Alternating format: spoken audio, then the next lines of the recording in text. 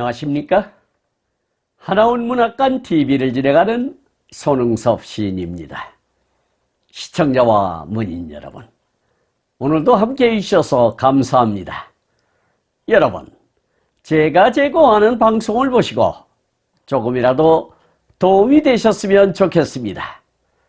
도움이 되셨다면 주변의 지인에게도 추천해 주시기 바랍니다. 하나원 시인을 널리 알리는 것은 진행자의 사명이며 큰 보람입니다. 오늘 소개할 자서전은 나의 슬픈 발생기 챕터 84 영어에서 울부짖는 문둥이를 소개하도록 하겠습니다. 영어에서 울부짖는 문둥이는 1962년 7월 30일 사판으로 발행된 나의 슬픈 발생기 200페이지에 수록된 글을 근거로 방송하게 됨을 알려드립니다. 챕터 84 영어에서 울부짖는 문둥이. 벌써 유치장에 갇힌 것도 2달이 넘는다. 유치장 안에도 덥고 무덥다. 여름이 왔나 보다. 내 몸을 썩히는 문둥병은 나를 아주 썩이는가? 궤양 부위가 마구 퍼지며 엉망진창이다. 불안되어가는 육체의 고통은 견딜 수가 없다. 등불도 없는 컴컴한 감방에서 잠도 오지 않는 밤은 귀신 같은 모습과 귀신 같은 정신으로 누웠다 앉았다 서성대고 있었다. 나와 같이 참이 없는 개구리만 밤새도록 울고 있는 것이 귓가에 요란하다. 유치장직에게 궤양의 불안을 막을 치료약을 달라고 몇 번이나 말하여도 아무런 조치도 없다. 무슨 이유인지 알 수가 없는 일이다. 그놈들은 내 몸이 썩고 문드러져도 좋다는 것이 아닌가. 이런 생각을 하니 더욱 소련 공산당에 대한 저주와 분노가 폭발한다. 내 병이 활짝 뒤집혀 악화되니 그놈들도 인간의 탈을 썼는지 그 악독한 고문도 이제는 멈추었다. 밤낮 자나깨나 유치장 안에서 나귀는 휘발유가 불타는 그런 기세로 병이 악화되어 가는 것을 속수무책으로 있는 마음은 미치광처럼 발광할 지경이다. 권력이 행행하는 이 폭력 시대에 사람은 어떻게 하여 개인의 정신적 자유를 얻고 산다는 말인가? 공산정치는 권력과 폭력의 표본인데 이 권력과 폭력의 지옥에서는 사람은 통제적인 숫자의 하나에 지나지 않고 또한 사고력을 허락치 않는다. 그러니 인간의 존엄성이라든지 인권의 존귀성이란 것이 있을 리가 없다. 공산폭력은 사람을 백지로 만든다. 사람은 자기 자신의 정신으로 사물을 생각할 수 없게 되고 또한 의사표시의 자유도 없이 벙어리가 되어야만 한다. 그뿐만 아니라 눈먼 장님으로 만들고 귀머거리로 만들고 있다. 진실과 인간성을 은폐하고 신문이나 잡지 등과 모조리 공산당의 정책이고 행사고 또한 공산의 정산을 과대하는 것밖에는 아무것도 없다. 문학도 예술도 사람을 인조인간으로 만들고 다만 공산당의 춤만 추고 있다. 여기에 조금이라도 비위에 거슬리든지 어긋나는 것은 반동분자라고 사갈시하고 어느 귀신이 잡아가는지 알 수 없이 잡혀서 공연히 죄인 취급을 받는다. 유치장에 갇혀 있으면서 썩어가는 육체의 종말점에서 정치와 개인 문제가 자꾸만 추구된다. 현대 사람들이 왜 정치적 세력에 인간 그 자체의 본질을 침해당하고 있을까? 세상은 감투 세상이다. 왜 감투제비에게 굴복당하고 매여서 살고 있는가? 예를 들자면 하다못해 보잘것없는 면석이 마저라도 행정적인 사물을 처리하는 데에도 자기의 이익을 근본으로 하여 간섭과 시비를 마구한다. 이 경향이 올라갈수록 심해지며 권력을 자해가며 자기의 피라미드를 세우고 있다. 이리하여 나만의 세계의 확대를 최대한 노력하며 영원토록 연속하기에 눈이 뻘개서 권력의 절정에서 만능을 자랑하는 것이 우리 민족에게 흐르는 특유한 열성 유전성인 것 같다. 우리 민족은 5000년 역사가 찬란하니 동방예의지국이 어떻고 문화가 어떻다 하며 자랑하고 뻐기려고 한다. 우리들은 이 광채를 울겨먹는 긍지를 가지는 것도 좋으나 차라리 내석하여 이 찬란한 영광을 계승할 실천적 행동을 자승하고 삼승하여 더욱 역사를 문화를 빛나게 하는 것이 취할 바 태도가 아닐까 한다. 우리는 앞으로 자주성과 자중량이 있어야 할 것이다. 덮어놓고 애국의 것이라면 무턱대고 사족을 못 쓰면서 함부로 덤벼든다. 그리고 엎치고 덮치고 하다가 자기를 망쳐먹고 나라마저 망쳐먹는다. 우리들은 색다른 것이라면 덮어놓고 덤벼든다. 일단 덤벼들면 그 내우까지 파고 들어가고 그 내우의 본질을 파악하고 선악을 선택하고 취사하여 우리에게 적합한 것을 생리화하여 할 것인데 덮어놓고 추종하며 맹신하여 자기의 빛나는 전통마저 폐리와 같이 팽개치고 그냥 새 것이란 그 위를 단단치도 않는 그 표면의 박빙위를 맹목의 썰매를 타고 가다가 빠져 엎치고 덮치고 하면서 민족과 국가에게까지 해독을 끼치는 반역을 한다. 나는 나의 현실과는 유리된 딴 생각이 영어에서 어떤 표적을 맞추려고 하듯이 비판 세계로 방향한다. 오류를 범하고 있는 세조를 매일매일 탄식하며 귀신같이 목숨을 이어왔다. 이러한 어떤 날라고 챕터 84를 기록하고 있습니다. 시청하시면서 혹 이해가지 않는 문장이 있었나요? 아니면 어려운 단어가 있었나요? 조금 더 깊이 있게 살펴보도록 하겠습니다. 첫 번째 단원을 보도록 하겠습니다. 벌써 유치장에 갇힌 것도 2달이 넘는다. 유치장 안에도 덥고 무덥다. 여름이 왔나 보다. 내 몸을 썩기는 문둥병은 나를 아주 썩이는가. 궤양 부위가 마구 퍼지며 엉망진창이다. 불안되어가는 육체의 고통은 견딜 수가 없다. 등불도 없는 컴컴한 감방에서 잠도 오지 않는 밤은 귀신 같은 모습과 귀신 같은 정신으로 누웠다 앉았다 서성대고 있었다. 나와 같이 잠이 없는 개구리만 밤새도록 울고 있는 것이 귓가에 요란하다. 유치장직에게 궤양의 불안을 막을 치료약을 달라고 몇 번이나 말하여도 아무런 조치도 없다. 무슨 이유인지 알 수가 없는 일이다. 그놈들은 내 몸이 썩고 문드러져도 좋다는 것이 아닌가. 이런 생각을 하니 더욱 소련 공산당에 대한 저주와 분노가 폭발한다 라고 챕터 84를 열고 있는데요. 하운에게는 악몽 같은 고질병이 다시 도졌는데도 유치장 책임자에게 어떠한 조치를 취해달라고 청했지만 속수무책으로 일관했나 봅니다.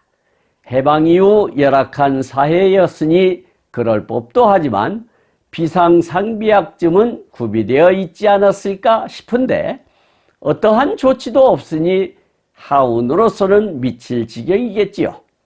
그러니 하운은 그 구렁텅이로 빠뜨린 원흉이 소련 공산당이다 보니 저주와 분노가 폭발하는 것은 당연한 현상이지요. 문득병은 영양이 부족해서 발병하는 병이라는데 주먹밥과 갖은 매질과 취주 속에 어찌 재발하지 않았을까요?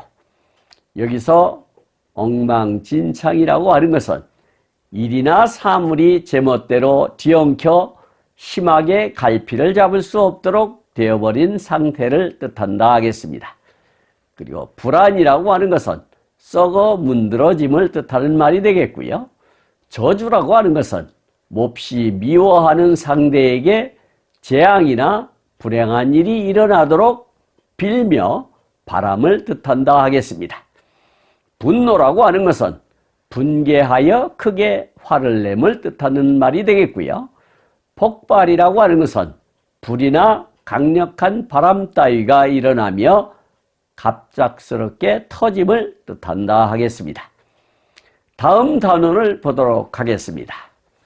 내 병이 활짝 뒤집혀 악화되니 그놈들도 인간의 탈을 썼는지 그 악독한 고문도 인제는 멈추었다.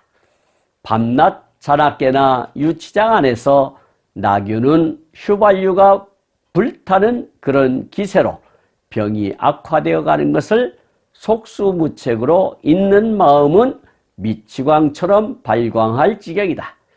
권력이 행행하는 이 폭력 시대에 사람은 어떻게 하여 개인의 정신적 자유를 얻고 산다는 말인가? 공산정치는 권력과 폭력의 표본인데 이 권력과 폭력의 지옥에서는 사람은 통제적인 숫자의 하나에 지나지 않고 또한 사고력을 허락치 않는다. 그러니 인간의 존엄성이라든지 인권의 존귀성이라는 것이 있을 리가 없다라고 기록하고 있는데요. 이 대목은 공산당의 속성을 적나라하게 제시하고 있네요. 1인 독재자를 정점으로 하여 특수 측근 그룹만을 위한 체제다 보니 인간의 존엄성이나 존귀성은 깡그리 무시되는 폭력 집단이라는 것이죠.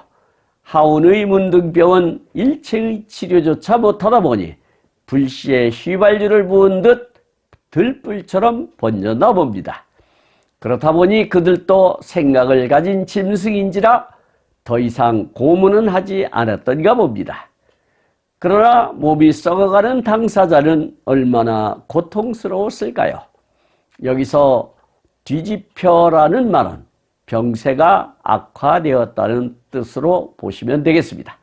그리고 악화라고 하는 것은 어떤 일이나 관계가 나쁘게 변함을 뜻한다 할 수 있겠고요. 탈이라고 하는 것은 속뜻을 감추고 겉으로 거짓을 꾸미는 얼굴이나 모습을 뜻한다 하겠습니다. 악독이라고 하는 것은 마음이 흉악하고 독살스러움을 뜻하는 말이 되겠고요. 나균이라고 하는 것은 나병의 병원균을 뜻한다 하겠습니다. 그리고 속수무책이라고 하는 것은 어찌할 도리나 방책이 없어 꼼짝 못함을 뜻하는 말이 되겠습니다. 그리고 발광이라고 하는 것은 미친 듯이 날뛰음을 이르는 말이 되겠고요. 행행이라고 하는 것은 나쁜 일이 이곳저곳에서 마구 벌어지거나 나타남을 뜻한다 하겠습니다. 존엄성이라고 하는 것은 범할 수 없이 높고 엄숙한 성질을 뜻한다 하겠습니다. 존귀성이라고 하는 것은 높고 귀하게 여길 만한 성질이나 성품을 뜻한다 하겠습니다. 다음 단원을 보도록 하겠습니다. 공산폭력은 사람을 백지로 만든다. 사람은 자기 자신의 정신으로 사물을 생각할 수 없게 되고 또한 의사표시의 자유도 없이 벙어리가 되어야만 한다. 그뿐만 아니라 눈먼 장님으로 만들고 귀머거리로 만들고 있다. 진실과 인간성을 은폐하고 신문이나 잡지 등과 모조리 공산당의 정책이고 행사고 또한 공산의 증산을 과대하는 것밖에는 아무것도 없다. 문학도 예술도 사람을 인조인간으로 만들고 다만 공산당의 춤만 추고 있다. 여기에 조금이라도 비위에 거슬리든지 어긋나는 것은 반동분자라고 사갈시하고 어느 귀신이 잡아가는지 알 수 없이 잡혀서 공연히 죄인 취급을 받는다라고 기술하고 있는데요. 이 대목을 보면 공산당의 정체성에 대하여 명확히 알 수가 있겠습니다. 옛날 우리 며느리들이 겪었던 그 모습 아닙니까? 벙어리 3년, 귀머거리 3년, 눈봉사 3년이라고 했듯이 표현의 자유도 없을 뿐더러 보고도 못 본 척해야 하고 듣고도 못 들은 척해야 하는 사회이니 이것이 어디 사람 사는 사회라 할 수 있겠습니까? 그저 기계 중에 하나의 부속품에 지나지 않는 것이죠. 그 규칙에 어긋나면 쥐도 새도 모르게 사라지고 죄인 취급을 받아야 하는 세상이라니 우리가 반드시 해방시켜야 할 대상이 아닐까 싶습니다. 여기서 백지라고 하는 것은 아무것도 쓰거나 그리지 않은 종이를 뜻한다 하겠습니다. 그리고 은폐라고 하는 것은 어떤 사실을 드러나지 않도록 덮어 감춤을 뜻하는 말이 되겠고요. 증산이라고 하는 것은 어떤 사물의 생산을 일정한 기준이나 계획보다 늘림을 뜻한다 하겠습니다. 그리고 과대라고 하는 것은 작은 것을 사실 이상으로 크게 불림을 이루는 말이 되겠고요. 인조인간이라고 하는 것은 사람과 같이 걷기도 하고 말도 하는 기계장치를 뜻한다 하겠습니다. 비위라고 하는 것은 일이나 사물에 대하여 무엇을 하고 싶은 기분이나 생각을 뜻한다 하겠고요. 사갈시라고 하는 어려운 단어가 나왔는데요. 뱀이나 전갈을 보듯이 한다는 뜻으로 어떤 대상을 매우 싫어하고 미워함을 이르는 말이 되겠습니다. 다음 단어를 보도록 하겠습니다. 유치장에 갇혀 있으면서 썩어가는 육체의 종말점에서 정치와 개인 문제가 자꾸만 추구된다. 현대 사람들이 왜 정치적 세력에 인간 그 자체의 본질을 침해당하고 있을까? 세상은 감투 세상이다. 왜 감투제비에게 굴복당하고 매여서 살고 있는가? 예를 들자면 하다못해 보잘것없는 면석이마저라도 행정적인 사물을 처리하는 데에도 자기의 이익을 근본으로 하여 간섭과 시비를 마구한다. 이 경향이 올라갈수록 심해지며 권력을 자행하며 자기의 피라미드를 세우고 있다. 이리하여 나만의 세계의 확대를 최대한 노력하며 영원토록 연속하기에 눈이 뻘개서 권력의 정점에서 만능을 자랑하는 것이 우리 민족에게 흐르는 특유한 열성, 유전성인 것 같다라고 수려하고 있는데요. 이 대목을 보면 하우는 권력의 속성을 꿰뚫고 있는 듯합니다. 하다못해 미관말직 면석이라도 자신의 직분을 최대한 이용하여 자기의 이익을 위해 가진 술수를 부렸겠지요. 우리도 60, 70년대까지만 해도 급행료라는 것이 존재하지 않았습니까?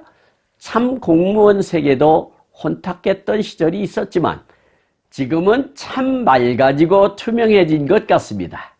공산권에서는 지금도 매관매직이 성행한다고 합니다. 우리 민족처럼 감투를 좋아하는 민족이 없지요. 별것도 아닌 상이지만 무척 좋아합니다. 그래서 일부 몰지각한 문학단체에서는 상장사를 하기도 한다지요. 여기서 종말점이라고 하는 것은 적정이 끝나는 점을 뜻한다 하겠고요. 추구라고 하는 것은 달성할 때까지 쫓아 구하다라는 뜻이 되겠습니다. 그리고 본질이라고 하는 것은 사물을 그 자체이도록 하는 고유한 성질을 뜻한다 하겠습니다. 침해라고 하는 것은 남의 권리나 재산 따위를 함부로 침범하여 손해를 끼침을 뜻한다 할 수 있겠고요. 감투라고 하는 것은 직책이나 직위를 속되게 이르는 말이 되겠습니다. 그리고 굴복이라고 하는 것은 눌려서 주장이나 뜻을 굽히고 복종하다라는 뜻이 되겠고요. 간섭이라고 하는 것은 관계없는 남의 일에 부당하게 참견함을 뜻한다 하겠습니다. 시비라고 하는 것은 옳으니 그르니 하는 말다툼을 이르는 말이 되겠고요. 경향이라고 하는 것은 사상이나 행동 또는 어떤 현상에서 나타나는 일정한 방향성을 뜻한다 하겠습니다. 그리고 자행이라고 하는 것은 제멋대로 방자하게 행동하거나 일을 저지름을 뜻한다 하겠습니다. 그리고 피라미드라고 하는 것은 정사각뿔 형태로 조성된 구조물이라 고대 유적을 뜻하나 여기서는 다단계식 먹이사슬을 뜻한다 하겠습니다. 그리고 만능이라고 하는 것은 모든 일을 다 잘하거나 해결함을 뜻하는 말이 되겠고요. 열성이라고 하는 것은 대립 형질이 다른 두 품종을 교배할 때 잡종 제1대에는 나타나지 않는 형질을 뜻한다 하겠습니다. 그리고 유전성이라고 하는 것은 어버이의 특성이 다음 세대에 전하여 나타나는 성질을 뜻한다 하겠습니다. 다음 단원을 보도록 하겠습니다. 우리 민족은 5000년 역사가 찬란하니 동방예의지국이 어떻고 문화가 어떻다 하며 자랑하고 뻐기려고 한다. 우리들은 이 광채를 울겨먹는 긍지를 가지는 것도 좋으나 차라리 내성하여 이 찬란한 영광을 개성할 실천적 행동을 자성하고 삼승하여 더욱 역사를 문화를 빛나게 하는 것이 취할 바 태도가 아닐까 한다. 우리는 앞으로 자주성과 자중량이 있어야 할 것이다. 덮어놓고 애국의 것이라면 무턱대고 사중을 못 쓰면서 함부로 덤벼든다. 그리고 엎치고 덮치고 하다가 자기를 망쳐먹고 나라마저 망쳐먹는다라고 기록하고 있는데요. 이 대목을 보면 하운의 그릇을 짐작할 수 있어 보입니다. 지도자적 그릇으로 보여지지 않습니까? 5000년 역사를 가진 민족답게 동방예의지국이라는 표로를 가진 민족답게 자긍심을 갖고 계승 발전시켜야지 쫀쫀하게 알량한 자리로서 국민의 피를 뽑아먹는 존재가 되었어야 되겠느냐는 질책이죠. 또한 사대주의 정신이 있어 남의 물건이라면 사족을 못 쓰던 야만적인 시절도 갖고 있죠. 어쩌다 애국 나들이라도 하려 치면 일본 코끼리 밥솥이 어쩌고 샤넬 5 향수가 어쩌고 하던 시절이 이제와 돌이켜보면 참 우스꽝스러웠습니다. 지금은 메드 인 코리아가 자랑스러운 시절을 만들었으니까요. 아마도 하운 시인께서도 흐뭇해 하실 것입니다. 여기서 동방예의지국이라고 하는 것은 동쪽에 있는 예의를 잘 지키는 나라라는 뜻으로 예전에 중국에서 우리나라를 이르던 말이라 할 수 있겠습니다. 긍지라고 하는 것은 자신의 능력이나 자격을 자랑스럽게 여기는 마음을 뜻한다 하겠고요. 내성이라고 하는 것은 자기 자신을 돌이켜봄을 뜻한다 할 수 있겠습니다. 그리고 자승이라고 하는 것은 같은 수를 2번 곱함을 뜻하는 말이 되겠고요. 삼승이라고 하는 것은 같은 수를 3번 거듭하여 곱함을 뜻한다 할 수 있겠습니다. 그리고 자주성이라고 하는 것은 스스로 일을 처리할 수 있는 능력이나 성질을 뜻한다 하겠습니다. 자중량이라고 하는 것은 스스로 무게감 있게 행동함을 뜻한다 할 수 있겠고요. 사죽이라고 하는 것은 사족의 방언으로서 반하거나 혹하여 어쩔 줄을 모르다라는 뜻이 되겠습니다. 마지막 단원을 보도록 하겠습니다.